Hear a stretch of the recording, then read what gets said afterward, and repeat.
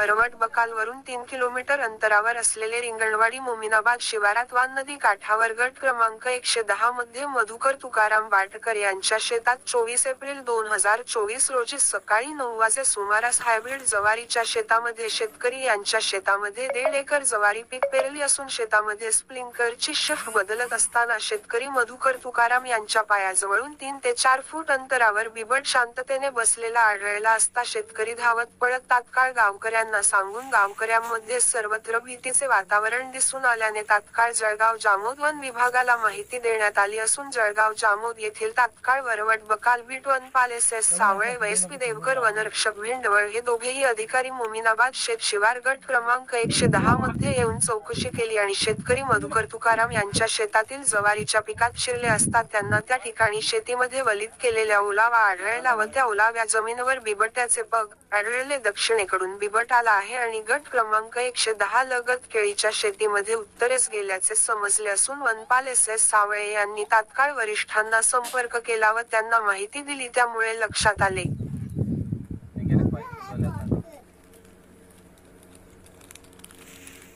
मागील आठवड्यात हाच बिबट पाथर्डा शेत शिवारात आढळला होता. त्या संदर्भात पाथर्डा शिवारात फॉरेस्ट कडून कॅमेरे लावण्यात आले होते. आता ते लावलेले कॅमेरे पाथर्डा शिवारांमधून काढून मोमिनाबाद शिवारात गट क्रमांक 110 मध्ये लावण्यात येतील. त्यामध्ये बिबट आढळल्यास वरिष्ठांच्या आदेशाने त्या बिबट्याला पकडण्यात येईल. तसेच वनपाल यांनी स्थळ मोमिनाबाद सर्व गावकरी नागरिकांना सूचित करण्यात येते की शिवार मोमिनाबाद येथील मधुकर बावरे यांच्या शेतात ज्वारीचे पीक वन्यप्राणी बिबट दिसून आला आहे तरी सर्वांना सूचित केल्या जाते शेतामध्ये पाळीव प्राणी घेऊन जाऊ नये, लहान मुलांना शेतात जाऊ देऊ नये, सर्व नागरिकांनी दक्षता घ्यावी अशा प्रकारचे पत्र मोमिनाबाद गावामध्ये दवंडी करीत सुनील S सावळे वरवट बकाल बीट वनपाल यांनी पारित केले आहे.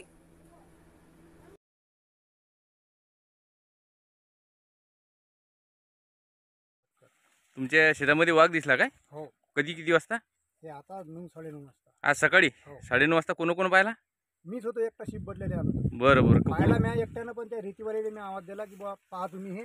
मग मी त्याला पावलं दाखवलं. कुकडून नारायण कुठं गेला तो? तो आला कुठून हे नाही माहित.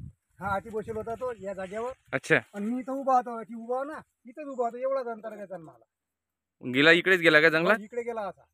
बर. गट नंबर 110. बोलता गावचा एक नागरिक म्हणून, शेतकरी म्हणून, तरी सर्व प्रशासनाला आपली विनंती आहे की माझ्या गावाकडे एक शेतामध्ये वाघ आलेला आहे. तरी सर्व यांना कळवण्यात येते की जसं लवकरात लवकर या वाघाची काळजी घेण्यात यावी. तसेच माझ्या शेतामध्ये माझे सध्या पीक आहे केळीचे त्या मला वाल बदलण्यासाठी केळीत जाण्याची हे आहे, जावं लागते लवकर, भीती वाटून राहिली. तरी तात्काळ लवकरात लवकर यांनी वाघाची प्रक्रिया करावी लवकरात लवकर. मोमिनाबाद इथून बोलत आहोत मी.